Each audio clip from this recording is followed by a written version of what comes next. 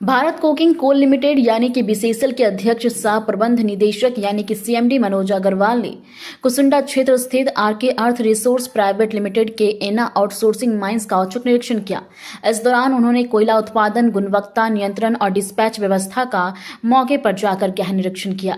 निरीक्षण के दौरान सीएमडी अग्रवाल ने बीसीसीएल के वर्तमान उत्पादन और डिस्पैच स्थिति पर चिंता व्यक्त करते हुए कहा कि दोनों मोर्चों पर अभी संतोषजनक प्रगति नहीं हो रही है।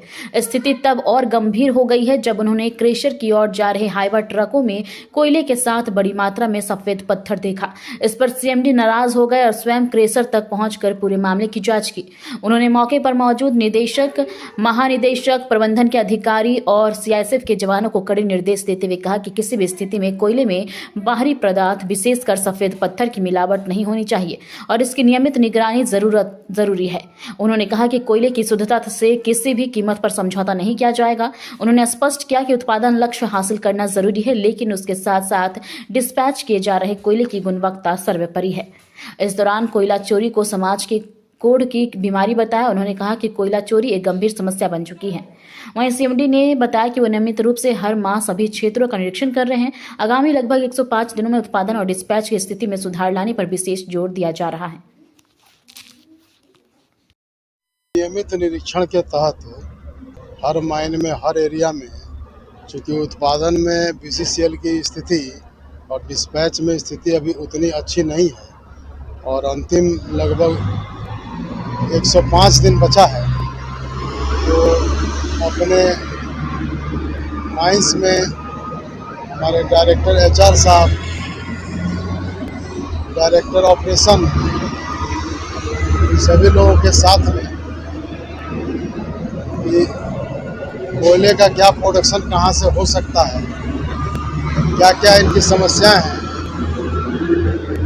इन सब चीज़ों पर थोड़ा बारीकी से देखने हैं और सुरक्षा के क्या प्रबंध हैं, लाइटिंग का क्या अरेंजमेंट है, कोयले का क्या पोजीशन है, कंट्रैक्टर के मशीन की क्या पोजीशन है, उत्पादन और सुरक्षा के दृष्टि से हम सभी डायरेक्टर्स के साथ में नियमित निरीक्षण के तहत यहाँ आए थे।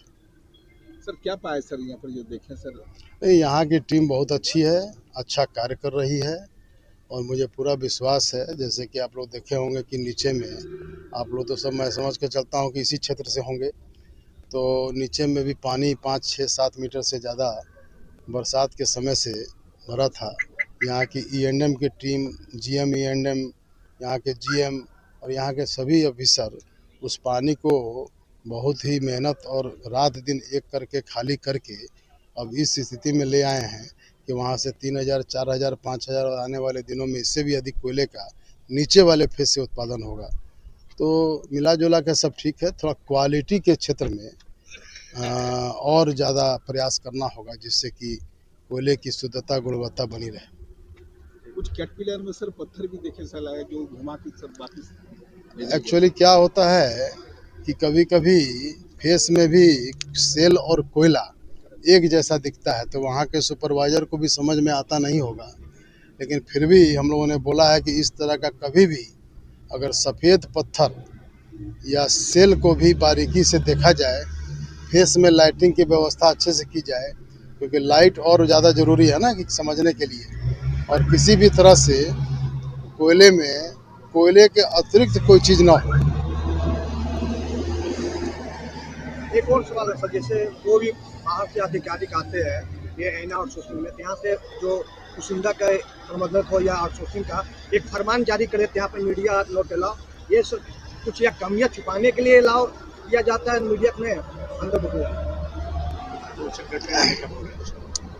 ऐसा कुछ नहीं है। अरे भाई, आप लोग तो जो सच है उसको दिखलाते हैं, आपका हमेशा स्वागत है।